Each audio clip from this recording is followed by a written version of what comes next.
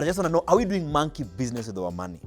Are we doing monkey business with our currency so that one day it will bite us in the behind? Because the problem with this country, I know that oftentimes we make decisions for political expediency.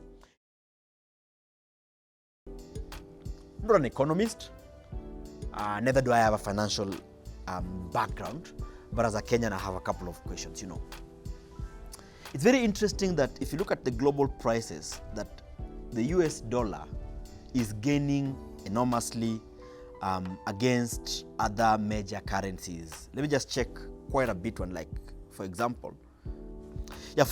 So the US dollar is up roughly 2.8 against the major trading currencies. So I'm interested to find out, why is the Kenyan shilling appreciating so much, the highest in 13 years, yet the dollar is appreciating against other major currencies? It's not like I hate it. It's not like I don't like it when our Kenya shillings is appreciating against the dollar. But I just want to know, are we doing monkey business with our money? Are we doing monkey business with our currency so that one day it will bite us in the behind? Because the problem with this country, I know that oftentimes we make decisions for political expediency.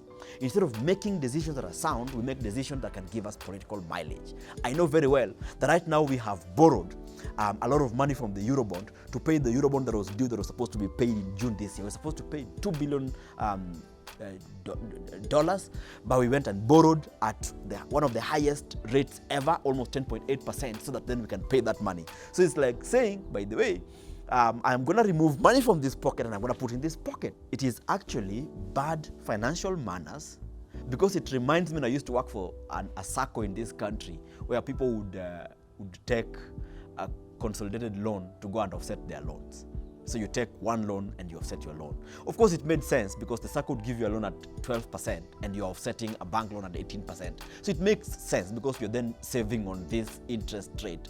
But now we've taken the highest, the most expensive commercial debt in entire African continent, which is gonna 10.8%, which is due in the next 8 years, which means we are postponing an inevitable problem. So in the next 8 years, we are going to be in the same place where we're going to have to suffer the consequences of our debt binge, but then we are saying that, of course, we will postpone it. So my prayer is that in this country, we're going to become people who are willing to make difficult decisions for the sake of posterity. Sometimes short-term decisions that are populist will not help this country. It will not change the fundamentals of this country's economy. What we need to focus on is to build this nation on sound financial doctrines that then can ensure that we are growing and growing exponentially. So if you're an economist, if you're a financial analyst, if you're an expert in this area, I am just a journalist. I am just somebody who asks questions. What is going on? What is happening to the Kenya shillings? Are we seeing a gain? Are we manipulating the market? Of course, I know that the CBK went and bought a lot of dollars. And of course, we saw that the CBK increased their interest rate. And of course, we saw that according to the Business Daily, the CBK went and met the banks to assure them that there was enough reserves, enough dollar reserves, so that they not continue to do panic buying. So if all these decisions are having an effect on the dollar, then what does it mean in the long run? Does it mean that CBK is actually manipulating the dollars or not? Does it mean that the government is actually manipulating the market? Is this the outcome of panic buying or panic selling of the dollar? What is going on? Just help us make sense so that we don't give mileage to these politicians who are not going to rise up on political rallies and say, tuliwaahidi ya kwamba when we are done with our plan, the dollar will go up to 110, because they will score temporary political scores, temporary political points. But I really want to know whether this is sustainable or not. Let me know on the comment section.